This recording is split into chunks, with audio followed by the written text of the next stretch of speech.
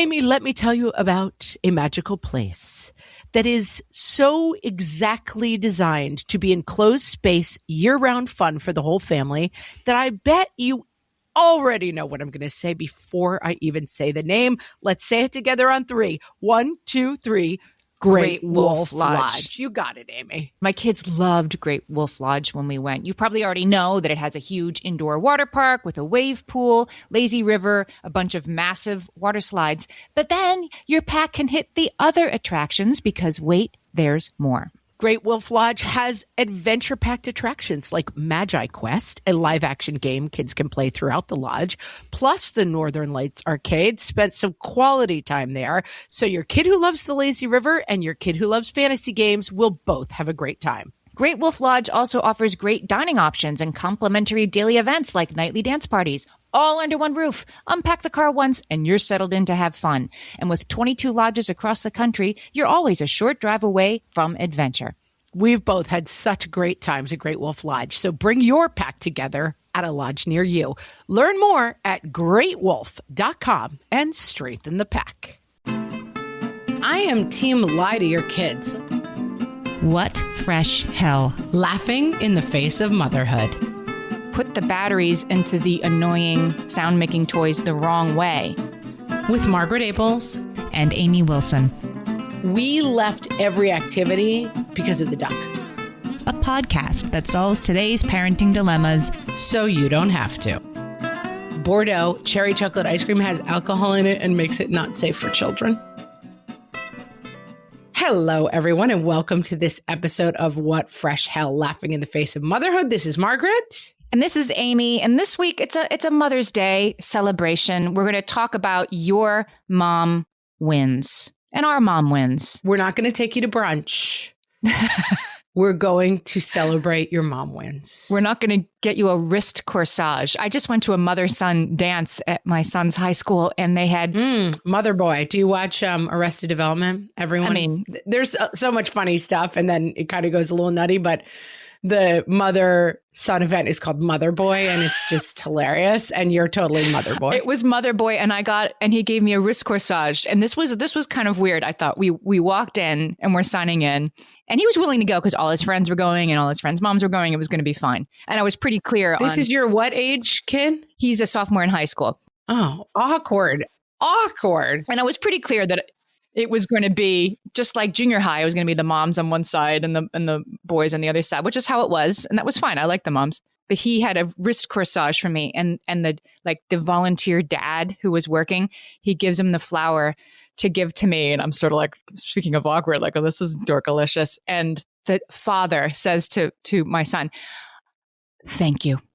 And he was like, "Oh, sorry. Thank you." Like thinking he meant thank you for the corsage. And he was like, "No, thank you. No. For bringing your mom here tonight." No. Do you know how much it means to her? No. There would have been a me-shaped hole in the door as I ran out the door. Like I can't even, I'm having such secondary chills on your behalf that I cannot believe you survived that.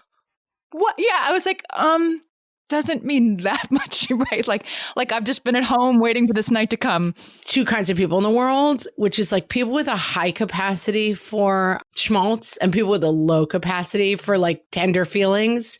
And this is basically Irish Catholic, but I was going to say the Irish Catholic in both of us. I think both of us are on the low capacity side of that. And that is my kryptonite. Public displays of sentimentality are my kryptonite. And it was also I'm like, what bothers me about this? And then my everything. friend, everything. But my friend put it in perspective for me. She's like, what's wrong with that is that if it were a daddy-daughter dance, you would have walked in and that same guy would have said to your husband, "Thank you. Thank you for being here. It means so much to your daughter," right? It's all about aren't you nice to shine a little bit of sunshine towards your pathetic, sad old mother? Female who counterpart. Lives for the crumbs that you drop from the table of your exciting life. It's possible you're projecting a little onto the situation. I'm just saying. But that is the most, as my niece would say, awko taco experience I've ever heard about in my life. And I could not have survived it. And I'm glad it wasn't me because there would no longer be a podcast because I would have expired the 80 times during the event. My dad, we used to have father-daughter dances at my high school.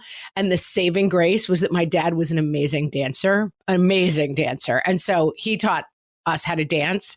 And so we would go out and like dance like crazy people, like do the Lindy and stuff. We were great. And so we would win the father-daughter dance contest every year. And it was really fun.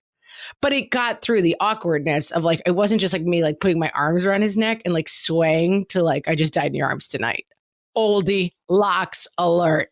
Back in my day. Sorry, I didn't give that the space that it deserved. That was a big Goldilocks alert. That was a great song. I just died in your arms tonight. Young folks, go look it up. And then picture like 16-year-old Amy and 16-year-old Meg with like their biggest crushes, like crying and singing that song to a Simon Le Bon poster. And you will understand everything that it was to be alive in the 1980s. Do you want to see the picture of me wearing the wrist corsage with my son at the mother-son dance? So. I know you do. I guess so. I might put it up on social media. I might put it up on our Instagram and on the Facebook. Do me a favor, though, like blue dot out your son's face because he shouldn't have to live with that shame.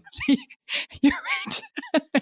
I mean, it's fine if you scratch your son's face out, but like, you should not put that out in public. Mother boy, like your son will try to go on a date and the date will be like, I think I saw a picture of you and your mom on social media at a mother boy event, and he'll never get a date again. So be careful. This is the whole thing that bothers me about Mother's Day a little bit, though. Is it like, oh, it's so important that you, I mean, I want the accolades. Don't get me wrong. But this idea of like your mother only exists for a kind glance her way once a year, that stuff kind of gets to me. And I think we need to pat ourselves in the back. Yeah. And that's what I'm here for today. Little sisters are doing it for themselves, huh? Yeah. The thing that I hate about Mother's Day is that it just is the yearly gigantic fight I have with my husband where I put too much stock in like, if anyone really cares, because I suspect all year that no one sees that I'm just like the Irish washerwoman and cook of this house who no one really appreciates. And that some random Hallmark employee has designated this day as the day where everyone will acknowledge me.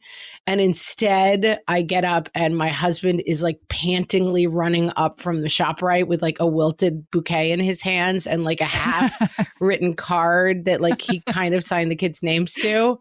And every ounce of rage that has built up about being unappreciated for an entire 365-day period then shoots out of my eyes like volcanic lava directly into his face. Like that's Mother's Day every year for us. One time I got turquoise, sort of like Native American inspired earrings that were so clearly from the airport gift shop, you know, they were just like, come on. Not only would I not wear these, nobody would wear these. And these airport gift shops have to do better by the guys who forgot about Mother's Day until the last second.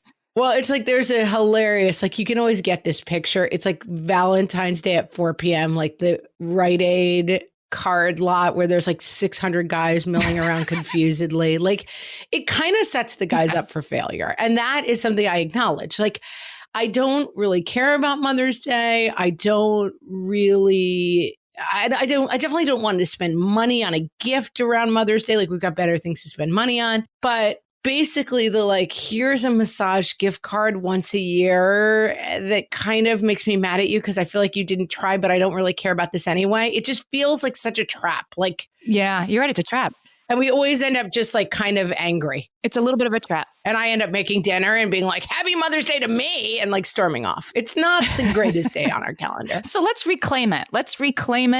All right, ladies, let's do this. Okay, so we're gonna reset Mother's Day and we're gonna turn it around by celebrating ourselves and the things that we've done well this year. And so you were shouting out. So we went to our Facebook page at What Fresh Hellcast and we asked you all to tell us what are your biggest mom wins. Your all-time knocked it out of the park mom wins. And I want to say a theme emerges in the mom wins, but I'm not going to give you the theme until we've heard a couple of them. It's going to be pretty clear what the theme is. Okay. All right. And we'll see if you all can guess what it is. This is Hester. Shout out to you, Hester, because Hester has 8-year-old twin boys who are both still alive. They survived so far. I mean, Hester really understands the phrase mom win. Because let me tell you, that's the mom win. Are your children exchanging oxygen for carbon dioxide? You've done it. You're a mom winner. Done it. I have had this conversation with people. I feel like, I mean, it's difficult. I had an awesome mom. Like I had a great mom, like one for the record books, like loving, intelligent, beautiful, smart, really good at giving advice. Like I won the mom lottery. So it's easy for me on my lofty perch to say this, and I understand that. But I often talk to people about their moms who are not as great. And they're like, my mom was just terrible and useless. And there is a part of me that just wants to gently point out, you are still alive. Like, how on the SATs, they give you 200 points for signing your name? I don't know if this is still true, but it was true back in our day. I think it's still true, yeah. I feel like you have to give your mom the 200 points for signing her name if you are still alive in your 30s. Yeah. She might have done everything else wrong, but that was a lot of work. Like just keeping another human being alive is a ton of work. It's a ton of work. So congratulations, Esther. I'm not saying it erases the otherwise horrible parenting, but I do like to just give a little tip of the hat to you're here. So she did something. She didn't do nothing. She still was feeding you. I mean, apparently. You grew to adult size. Yeah, right? I mean, still alive. I'm giving you your 200 points on the SAT. That's all I'm saying. Also, Anna Lynn says that her biggest mom win is that she's going to be at a beach in Mexico this Mother's Day and her kids are not invited. Can I come? Yeah. That's a huge mom win. Yeah. Yeah. I mean, anytime you can get away from your kids on Mother's Day, there's a funny article floating around and I should try to find it and post it. But it's like what moms want for Mother's Day. And it's just basically like talking. It gives a portrait of like Mother's Day brunch where you're basically just like screaming at your kids and like giving them crayons while your husband guzzles champagne. And it's really funny. Like Mother's Day brunch, like going out with your kids. I don't know that that's what you want for Mother's Day. When you do go out with your kids, Lenore has a really good mom win here. She says, we used to say, okay, sure, no problem. Sorry about that across the restaurant to an imaginary employee if one of our kids was doing something we needed them to stop doing. And it worked every time. Yes, that's solid. I like it. I've never done that with like an imaginary person in the air. I have definitely answered my phone and taken a call from an imaginary person saying, you need to stand in line and sit down in the waiting room or whatever. Oh, yes. Sorry about that. I have done that. We talk about this all the time. The neutral third party. Like, the lady said. The lady says. Mm-hmm. And like whoever, they think you're an idiot. But whoever the imaginary lady is, that person knows what's up. They're not going to mess with the lady. My kids are probably too old to say, okay, sure, sorry about that to an imaginary person. But I'll try it. I'll see how it goes. I'll let you know. Yeah, I don't think that's going to go over great with the teens. I think they're going to be like, Mom has finally lost the script and we need to take her to the special place. Jana, maybe it's Yana, maybe it's Jana. She says, my mom used to tell us the flight attendant call button on an airplane was an emergency button, like calling 911. So we would never touch it. As a grown-up, my brother was about to administer the Heimlich, I guess to himself, when the lady next to him used it to order a soda. Well, these are really funny ones. Like, people who have convinced their children of things and like when you realize. So my father grew up on the Hudson River, if anyone's from the East Coast, and they could see the Tappan Zee Bridge. They just changed the name of it, but we grew up as the Tappan Zee Bridge. And his father used to walk over and flip a switch at night and be like, I have to turn my bridge on. And he would flip the switch and the bridge would go on because he knew what time they turned the lights of the bridge on. And my dad didn't realize that his father did not own the Tappan Zee Bridge until he was like in law school, basically. Like, oh my God. He's like, wait a minute. It just took him forever because then, of course, you forget that you told the kids crazy things. And then the kids later on are like, oh, that didn't turn out to be true. But like, I mean, there's so many funny examples of that where you're like, I believed that until way too late. I thought until last year that our very troublemaking and rambunctious dog, Bambi, ran away right before my baby brother was born. I thought that until like last summer. Oh, she went to the farm in the country? Given to another family. Wasn't made into glue or anything. But was she, quote, given to another family, unquote, or was she actually given to another family? No, well, we got them to, I don't want to know. I don't want to know if it's the other thing, but we got them. Right. You don't want to peek under that particular hood. We were all sitting together like last summer celebrating my parents' 50th anniversry. And then I was like, I have to know what happened in Bambi. Did she really run away? And what happened? No. Yeah. Did they admit Bambi's actual fate or was Bambi just, we don't want to know? Copped to her actual fate being, oh no, we gave her away. She was a nightmare and the baby was coming. Oh. Not that she had conveniently run away. Hilarious. But I mean, I ran around the neighborhood like Bambi for several days. Oh my gosh. I like that your parents didn't break either. Like you're putting up Bambi posters and they're like, good job, honey. Keep going. I don't know where she went. Keep going. Put up posters. Don't come back until the lights are off. Yep. That's hilarious. Poor Bambi. That's a mom win and I'm still here. See? So like I managed. Yeah, that's the thing. Like, listen, your mom won and you're still alive. It's all fine. You know who did not come out well in the mom wins category? And I'm glad they don't sponsor us, Amy. Who? Chuck E. Cheese. There was a lot of tactics around Chuck E. Cheese in this mom win category. Okay. A lot of management tactics. Okay. A lot of Chuck E. Cheese is for birthdays and by invitation only. Oh, you can't go in unless it's your birthday. Mary convinced her children. Yes. Valerie similarly convinced her children that Chuck E. Cheese is only open on Thursday nights, and that's the night that they're with their dad. So it's a mom win and a wife wife or ex-wife win, depending. It's like, you could do Chuck E. Cheese. We have that with a lot of movies. Like my son is movie crazy. Like he is a walking encyclopedia about the movies, like what day it opens and every movie. And he knows every movie that's coming out and he likes to see every movie. Like that movie where you watch the trailer and you're like, who would see that movie? Sherlock Gnomes, the Sherlock Holmes parody for children who've never heard about Sherlock Holmes, starring garden gnomes. We saw it in the theater. Like we see every movie. He's obsessed. First run. And I basically like look at the timing and I'm like, I think I can get someone else to take him to that one. Like we might be in Texas for that one. I might get his papa to take him to that one. Like I plan them all out. Like who can I shunt this responsibility off on? That's a mom win. Amy, have you discovered the theme of the mom wins? I'm sensing one. I want to take a minute and make sure I'm right. Yeah. You're getting the sense? All right, let's take a break and I will reveal the mom win theme when we return. For some of us, tax season is one of the only times that we look at our finances fully. And once it's over, well, that was terrible. And it is completely understandable not to want to think about it for another whole year. But using Monarch and being intentional with your finances in an ongoing way helps you see where your money is going and how you can put your refund to best use. We are here to tell you, simplify your finances with Monarch. Monarch is the all-in-one personal finance tool designed to make your life easier. It brings your entire financial life, budgeting, accounts and investments, net worth, and future planning together in one dashboard on your phone or laptop. Feel aware and in control of your finances this tax season and get 50% off your Monarch subscription with code FRESH. As you know, my husband and I are preparing to send, 3 kids off to college, and I cannot tell you how helpful Monarch has been in showing us our full financial picture, helping us to track our spending and reach important savings milestones. Our weekly meeting, Amy, it's now run by Monarch. Love it. Achieve your financial goals for good with Monarch, the all-in-one tool that makes money management simple. Use code FRESH at monarch.com for half off your first year. That's 50% off at monarch.com, code FRESH. You know that thing where you get an amazing pair of shoes at a really great price and want to tell everyone about it? Yeah, so do we.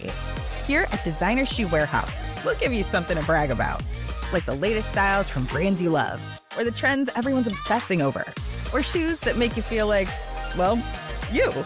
So go ahead, show off a little. Find shoes that get you at prices that get your budget. Head to your DSW store or DSW.com today. DSW, let us surprise you. Okay, we're back. Amy, mom win theme. Everyone is lying to their children all the time. These are the mom wins are the lies that work that they got away with. That's it. Like, it's so funny. Like, I was like, when we solicited mom wins, we were a little concerned that like, well, will they all just be like, I sat and taught my child to read and it was a wonderful mom win. And we were like, I don't know if that's going to be funny. And then of course, every single mom win was like, I lie to my kid and convince them of this thing that I don't want to do because our audience is actually filled with awesome people. We are here for this. We are totally here for it, and they're hilarious. Okay, I'm going to do Allie's. Allie's says, whenever we're at the park and people start leaving, I tell my kids it's time to go because the park is closing. Doesn't matter what time it is, they leave with ease. I mean, and this is the good thing, too. Like, a lot of these mom lies / mom wins, they are fantastic for younger kids. Like, if you've got a younger kid, they're not that bright. You can pretty much tell them anything. And that's it. Like, Kathleen talked about the duck The duck. Oh, yeah. And we've talked about this on the podcast. We also use the duck, which is like, oh, guys, I know we want to stay at the park all day, but the duck says it's time to go. Because you set an alarm on your phone that has a duck sound on it.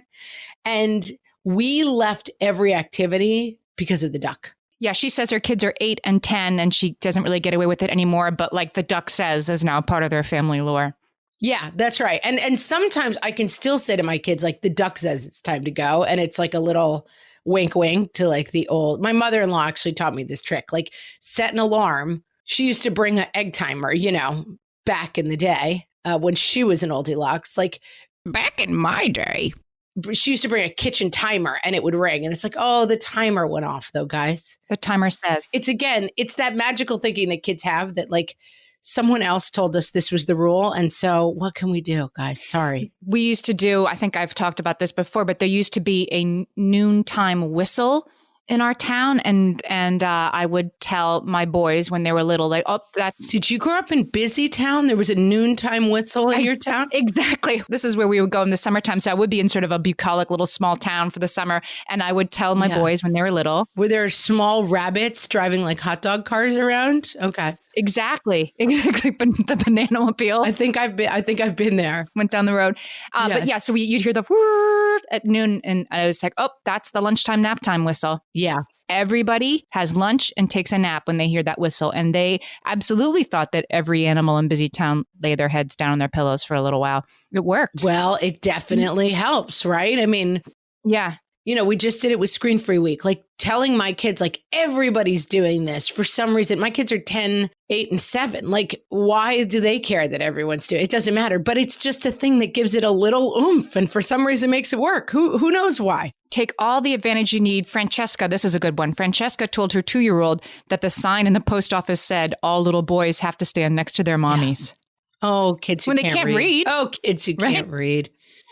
You guys are the greatest. A lot of thematic on not sharing your food. You people are dirty liars who don't want to share your food with your children. Angie says Blue Bunny's Bordeaux cherry chocolate ice cream has alcohol in it and makes it not safe for children. And Courtney on the same thing said before her kids could read, everything was spicy. Oh, darling, I'd love to share my ice cream with you. However, it's hot pepper flavor. Again, these rules. Emma has her kids convinced that Fruit Loops can legally only be sold to hotels. They're not for private purchase. That's a genius one. That's a good one. We have not. We went years and I was like, beware always the mom feeling of superiority, because I was sort of like, I don't even understand who eats sugary cereals. Like, my kids don't even know about sugary cereals. And they know about them from hotels, right? Like, yeah, definitely there's a hotel breakfast rule. They have as much Fruit Loops and Danishes as you want. But when my kids were like 7, 6, 4, I was like, oh, what kind of people serve sugary cereals at home? And then, of course, at like 10, we have a box of Cocoa Puffs in the kitchen because my kids saw them on TV. At some point, we watched commercial television and like, they were like, what are these magical cereals that we're not eating? And now we have Cocoa Puffs and Fruit Loops in my kitchen. It's kind of a factor too of like, I find online grocery shopping to be a lot easier because when they're with you, that's when they're like, wait a minute, Fruit Loops are right there on the shelf. They are available. They make a cereal that tastes like waffles. Right. And suddenly you're like, yeah, I guess we're getting those. I mean, you could also just say like, we're not going to have them, but I don't even have a strong stance against sugary cereals, but they creeped in. All of my mom, snobbery about them. I was like, oh yeah, never mind. We're just going to have them, I guess. Jessica says her mother used to tell her that the ice cream truck tune was actually a fishmonger. And she believed that. She believed that she was 12. Somebody told us along the way that they told their kid that the ice cream truck jingle meant no more ice cream. They were out. Brilliant. Yeah. Sorry, guys. Just an announcement that we're out of ice cream for the week. That's a good one. Tess, who, full disclosure, is my sister-in-law. My mom told me the crust of bread was the most nutritious part, and I diligently ate every sandwich crust first. I believe that well into high school.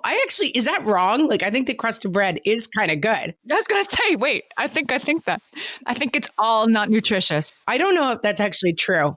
We have to like get it. We have to have a bread expert come and do a mid-roll interview for us so that we could get to the bottom of this bread situation. It's also cute because my sister-in-law is like just a very nice and what's the word I'm looking for? Like she's like a doobie, you know, she's like a do-gooder. And so this would not work on my kids. Like if I told my kids that the crust was the most nutritious part, they'd be like, that must be why it tastes so bad. I don't want to eat it. But I like that Tess was like, the most nutritious part, I shall eat it first. I definitely grew up thinking that the crust of the bread was the most nutritious part, as if bread was nutritious, right? We were kind of off base there as a people. Yeah, we were confused about that in general, but definitely like, isn't the peel the most nutritious part of an apple, or is that just a lie? What's the most Right. It's most like nutrient rich. I don't know. Maybe the bread thing is not true, but it's the most pesticide rich too, right? Like, well, listen, we all have to, you take the good with the bad, you take the happy with the sad, Amy. Okay. Mary Catherine wanted to make her very skinny toddler finish his dinner. And she told him that the more he ate, the more toots he would have. And she says this worked in more ways than expected. Be careful what you wish for. Right. Be very careful what you wish for. That would definitely work on my boys. Definitely work on my boys. Erica, in a similar vein, and this made me laugh because this is the kind of way that I joke with my kids all the time, says, I joke at dinner that I didn't want them to eat their healthy food because I wanted them to stay my little bitty babies forever and not grow big and strong. I do that a lot with my kids. I'm like, it's time for your favorite activity in the world. Mom hugs or whatever. Like, I just love that teasing, funny relationship with my boys, especially like, oh, whatever you do, don't eat that broccoli because you have to stay little and be with me forever. And they just are suddenly like shoveling broccoli into their faces. Yeah. Like, I think in general, that's something like we struggle a lot with. Like, how do you get your kids to do X, Y, and Z? Like, and when people ask parenting questions, they tend to be like, how do I get my kids to do this thing that I want them to do that they don't want to do? And I do think in general, there's something about like keeping it light and funny that is so good in so many ways. It keeps you out of that mode where you're like in some epic battle of wills, which feels bad to everybody. And you're just like laughing and having fun with it, which is great. And you can kind of get to where you want to go that way also.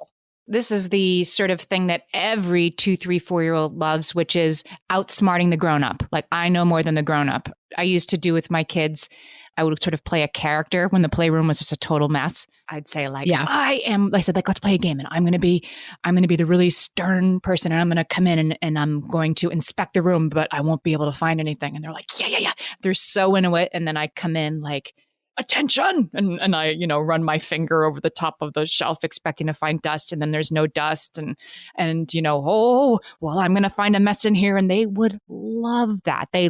It's kind of, it's lying in a different way, but they love the idea that they're pulling something over on you, even if truthfully they know they're not, and it's all a big joke. They just delight in that. Oh, absolutely. And I am team lie to your kids. Like, I have definitely heard people express like in different ways, like whether it be, around holidays or traditions or other kinds of magical thinking, like, well, I just don't think it's right to lie to kids. And I'm like, God, that is something I never give any thought to. I think it's completely fine to lie to kids. I think it's kind of magically delightful to lie to kids. I'm team lying to kids. I call it magical thinking. Yeah. We were talking about that magical thinking with kids of this age, like the lady said, or the sign says, use it. Don't feel guilty about that. It makes it easier for these kids who they aren't capable of abstract thought. Be black and white with them and take advantage of that while you can. It's fine. And more than that, it's helping them work something out. Like, we used to do something similar in the playroom because at some point we watched Annie and I would do the like, we're going to clean this until it shines like the top of the Chrysler building. Like, they thought it was such a funny line. And like, there is something weird that they're working out. It's like, I don't like someone else telling me what to do. That person seems mean, but that person is my mom who I love. Like, there is something that like playing those funny characters, it helps them work through some process. It's good. Jamie says, put the batteries into the annoying sound making toys the wrong way. So they see you putting the batteries in, but it doesn't work. It must be broken. I have a one-up on this that my husband invented that is because then you're possibly going to end up with the kid who's like, it's broke, like screaming and crying. My husband would take Sometimes just regular tape with a lot of layers, but even better, like heavy duty clear packing tape, and put it over the speakers on all the electronic toys in the house. Oh, yes, I've done that. Mm-hmm. And that is like, they still work, but you can barely hear them. That to me is the solution to all your electronic toy problems, is like clear packing tape over the speaker. Because then the kid can still hear it and interact with whatever terribleness it is trying to do. Oh my God. There are some that, like, some of those kids' electronic toy songs. We were recently at a concert. I think my niece plays in an orchestra somewhere. And it was the piece. I don't even know classical music. Dun, dun, dun, dun, dun, dun, dun, dun, dun. What's that piece of music? I don't know. I mean, I'm dun, dun, dun, dun, dun, dun, dun, I know it. Everyone knows it. And my husband and I turned to each other and we were like, 1, 2, 3, 4, 5, 6, 7, 8. Then there's 9. Counting's really great with counting. And it's like the song that used to play out of one of the electronic toys. And it's like, I will never hear that piece of music without those being the lyrics that go through my mind. Yeah. So you have to control them. Stuck forever. Clear tape over the holes, guys. That's the way to go. All right, Amy, we'll be right back. Amy, when I'm having a good hair day, it usually makes my whole day better. And that's why on every day, I'm taking Nutrafol. Nutrafol is the #1 dermatologist-recommended hair growth supplement brand. And it's the #1 hair growth supplement brand personally used by dermatologists. Nutrafol's hair growth supplements are peer-reviewed, NSF certified for sport, and clinically tested. Nutrafol offers multiple formulas for men and women tailored to different life stages and lifestyle factors, so you get support that's actually right for you. Adding Nutrafol to your daily routine is easy. Order online, no prescription needed, with automated deliveries and free shipping to keep you on track. Let your hair be one less thing to worry about. See visibly thicker, stronger, faster-growing hair in 3 to 6 months with Nutrafol. For a limited time, Nutrafol is offering our listeners $10 off your first month subscription and free shipping when you visit Nutrafol.com and enter promo code LAUGHING. That's Nutrafol.com, spelled Nutrafol.com, promo code LAUGHING. My favorite skincare products actually feel more like self-care, like they're so nice to put on and they smell so good that I'm actually happy when I get to that part of my day. And I swear that is how I feel about Osea's anti-aging body balm. Amy, you are usually the lotions and potions queen on this podcast, but I have to say, hard agree. Osea's anti-aging body balm is a liquid silk body balm that combines the lasting hydration of a lotion with the firming power of a serum, leaving skin smoother and firmer. This body balm is clinically tested and designed to deliver visible results you can see and feel. So we've gotten to use this product for a couple of months now, and I swear I have really noticed firmer and smoother skin, like on the back of my hands. It's like getting a mini spa treatment from head to toe. Get a spring-worthy glow with clean, clinically tested skincare from Osea. And right now, we have a special discount just for our listeners. Get 10% off your first order site-wide with code FRESH at OseaMalibu.com. That's 10% off your first order with code FRESH at OSEAMalibu.com.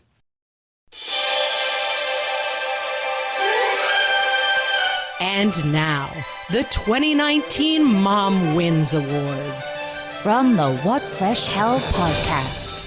Our first nominee is Phyllis Marsh from Akron, Ohio, with her performance of Course I Didn't Throw Away Your Art Project. What? Oh, no, honey. I wasn't throwing away the 96th art project you brought home this year.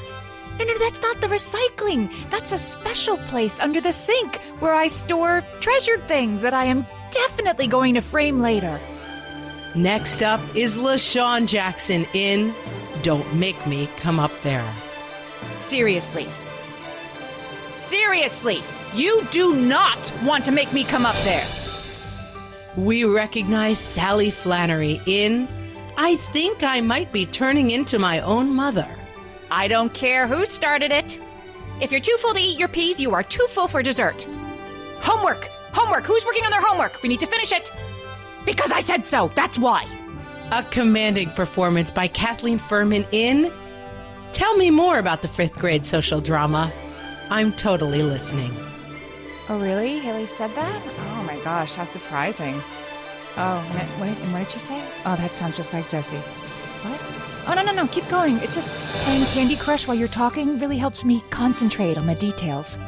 And finally, Anne Lemoyne for her truly searing performance in Not Without My Daughter's Clarinet.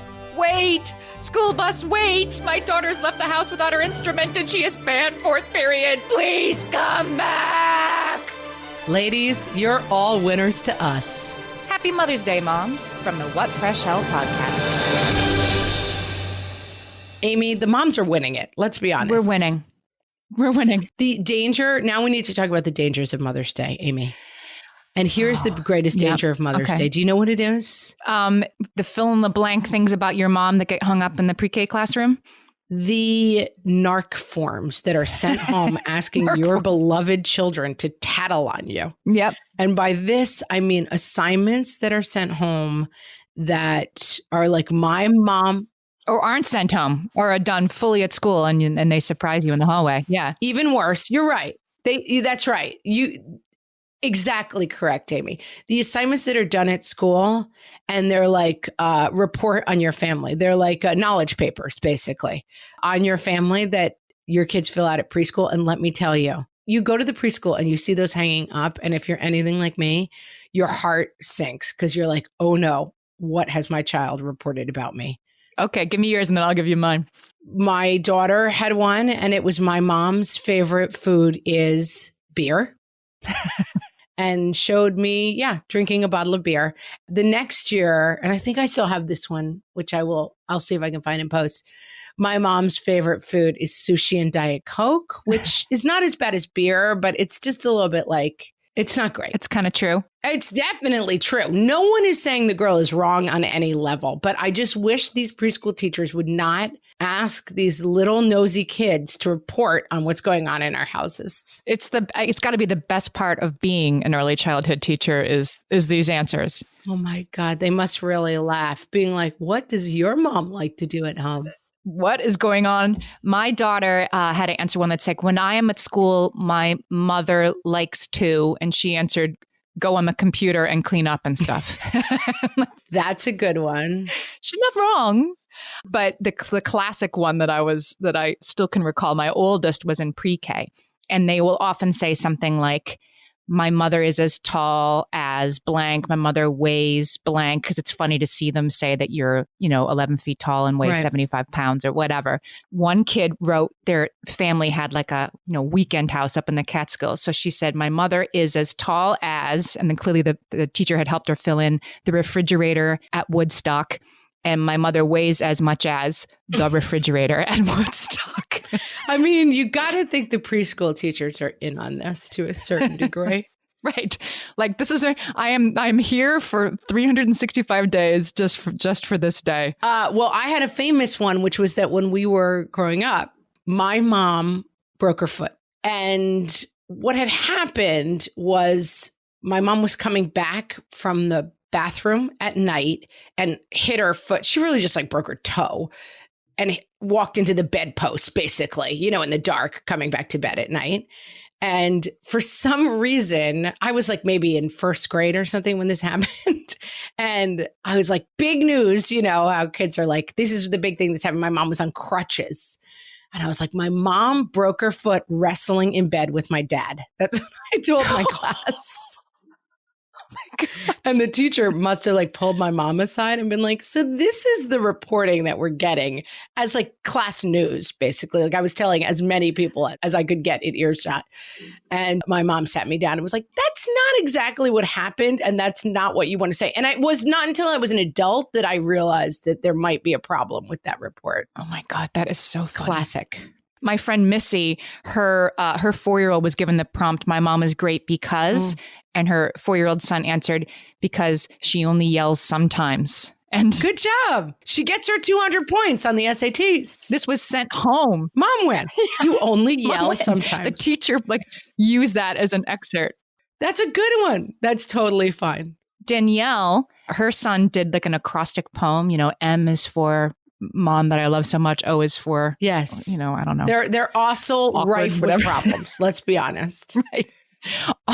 R was for really loves the Grateful Dead. Again, I'm all for it. That's a mom win right there. You're raising those kids right if they know who the Grateful Dead is. Samantha, her 6-year-old had to fill this out when Samantha was pregnant with her second. And so the 6-year-old, it was like, my mom can do amazing things. And then you're going to list all the amazing things she can do. So my mom can do amazing things. She can blank faster than anyone. Her kid wrote sleep. She likes to sleep. Her favorite thing to do is sleep. And she hates to. And the kid wrote walk. I mean, again. And she's like, I was really pregnant. She wasn't wrong about that at all. No, I would say in none of these cases can you go back and be like, the kid's dead wrong. I mean, they're not wrong. But again, I'm just not sure this is fair to have these children just reporting on us, just telling tales about us outside of the house. Jessica's 5-year-old ratted her out for drinking margaritas. Did he get help spelling that? Like, exactly. And that's the thing. When a 5-year-old brings home a project that's like, my mommy likes drinking margaritas, you know, the teacher had to sit over them and be like, it's MARG. Like they had to walk them through that whole process and like draw a little salt on the rim. That's how mommy likes it. Is it rock salt or is it frozen? Does mommy like salt on the rim or no salt? You know. But sometimes the best part is when it would be like margarita would be like MRGRRREE. I should put this one up on Instagram, Lindsay. I hope that's okay with you. Her child, Cameron, wrote, my mom likes to watch Grey's Anatomy and have a drink. and he made Grey's Anatomy is 3 words. Oh my gosh. The one I like, it's like these are win-lose because Melissa had one that was filled out. My mom is really good at, and the daughter filled in being mad. But she also listed Melissa's age as 20. So that's a win-lose right there. Yeah. Your daughter thinks you're very young, but also might think you have a rage problem. So it's a mixed bag, like so many things. But this is the age. I mean, my kids are all a lot older than this now, and I've saved these from when they were little. And this age when they just sort of adore you and think that you have kind of superhuman powers. Definitely eyes in the back of your head. Right? Definitely the most beautiful person they've ever seen. Yeah. I miss those days a little bit. Well, it's funny. I was at pickup the other day with a group of moms, and I have a 1st grade daughter, and a bunch of them have like 3rd grade daughters. And they were like, oh, it's like when they start to turn on you, you know, and it's really just the thing is you want it to happen that your kid turns on you a little bit. Like it is not developmentally appropriate or okay for your kid to grow up adoring you forever, because then you end up at mother boy and like your kid is not, you know, correctly emotionally developed. Putting the corsage in you and it's weird. Yeah. Yeah. You want that to be a weird thing for a 12-year-old to be doing. Because my 8-9-year-old, my kids are funny. They're really starting to be like, I was loading the dishwasher the other day and like just scraping the gross like ketchup-y mess. And my son was like, I really don't ever want to be a grown-up. I don't want to do that part where like you scrape the dishes. And I have a friend who talks about it all the time. At some point, he was really young, like 7 or 8, and they had a dog who had some intestinal distress in the car. And like they got out of the car and then he saw his mom like going back to the car with a bucket. And he was like, I can never grow up. Like I can never be the one who has to clean up the car after the dog poops all over the car. And like he just said, it's so seared in his memory, that vision of like his mom with a bucket and be like, adulthood is you're the person who has to do it. And there is a lot of that to it, you know, but it's just fun and funny to watch kids like go through all these different phases. But, you know, then you end up the mom. My son asked me the other day, we were talking about childbirth, and, you know, he's trying to figure it out. And he's like, it must be really weird when you just look down one day and there's a foot coming out. And I was like, you're not wrong. It's all pretty weird. It never seems normal, but that's not exactly what happens. But, you know, it's so cute to me to watch the kids start to figure out like being an adult involves a lot of things that I'm not sure I want to do. Yeah. And at least they're not wrong. It's nice once a year to get some recognition of like, thanks, Mom, for the time you cleaned up the dog's intestinal issues from the back of our car. Thanks for momming it every day. But at the same time, like, don't lean into that because there is no day. There is no thing. There is a poem, and we actually gave a framed version of it to my mom for her birthday one year. It's by Billy Connolly, who was the poet laureate of the United States States. And if you haven't read, I'm not a poetry person, but I mean, super accessible and really, he's just terrific. Like, if you don't know him, you should look him up. And I'm going to put this poem up, but what's amazing about it is it's called The Lanyard. And it's about, I won't read the whole thing, but it's basically like, he goes to camp and he says, by a deep Adirondack lake, learning how to braid thin plastic strips into a lanyard, a gift from my mother. And then he goes on to describe it more and more. And he says, she gave me life and milk from her breasts, and I gave her a lanyard. She nursed me in many a sick room, lifted teaspoons of medicine to my lips, set cold face cloths on my forehead, and then led me out into the airy light. And he just goes on and on about all the things she did for him. And here is your lanyard, I replied, which I made with a little help from a counselor. Anyway, you have to read the whole poem, but it just so captures. And like, the thing is, what's magical about the poem and what's magical about being a mom is like the lanyard is what you get, like you get a lot of things. You get grownups and you get, people who move on and hopefully live good lives and, reflect all your knowledge.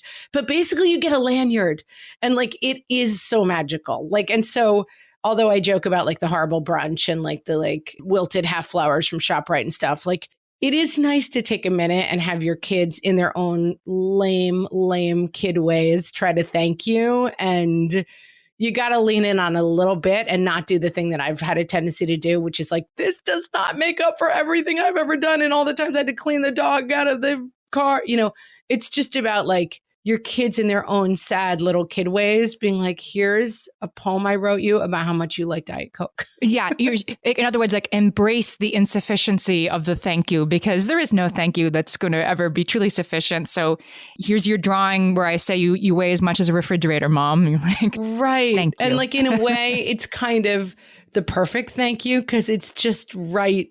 It's, what am I trying to say, Amy? It's like right. It's the right metaphor, It's underlining how vast what we do is, right? That if there was sufficient thanks, then maybe what we were doing wouldn't be so large, and we all know it's very large, and that's why we're patting ourselves on the back. Right, and the scales never get to be even, and that's kind of the job. That's the job. That's the job. And so any time, like when you're like the elephant on one side of the scale and you see someone like putting a teaspoon of sugar on the other side of the scale, you can kind of be like, how dare you? Don't you see that I'm an elephant? This is a ridiculous gesture. Or you can be like, thanks for trying. Yeah. And I would suggest number 2. Yeah. We see you. We know how much you're doing. So thanks, Mom. And your fellow mom friends are like, okay, I'm also an elephant on the scale while other people are putting sugar on. Right. Like, I see you. Exactly. Yeah. Guys, have a happy Mother's Day. Yeah. Hope you enjoy your time with your families. Come to our Facebook page and show us all of the horrible projects your kids have brought home full of insults and narkiness about your home behavior. Yeah.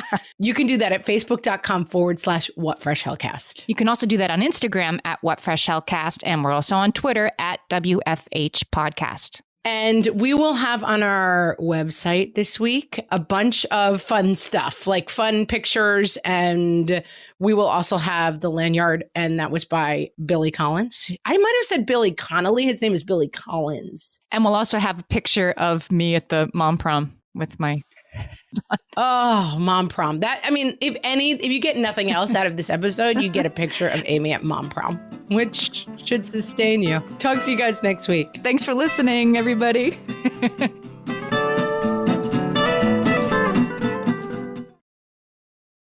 This is a Monday.com ad. The same Monday.com helping people worldwide getting work done faster and better. The same Monday.com designed for every team and every industry. The same Monday.com with built-in AI, scaling your work from day one. The same Monday.com that your team will actually love using. The same Monday.com with an easy and intuitive setup. Go to Monday.com and try it for free. Yes, the same Monday.com.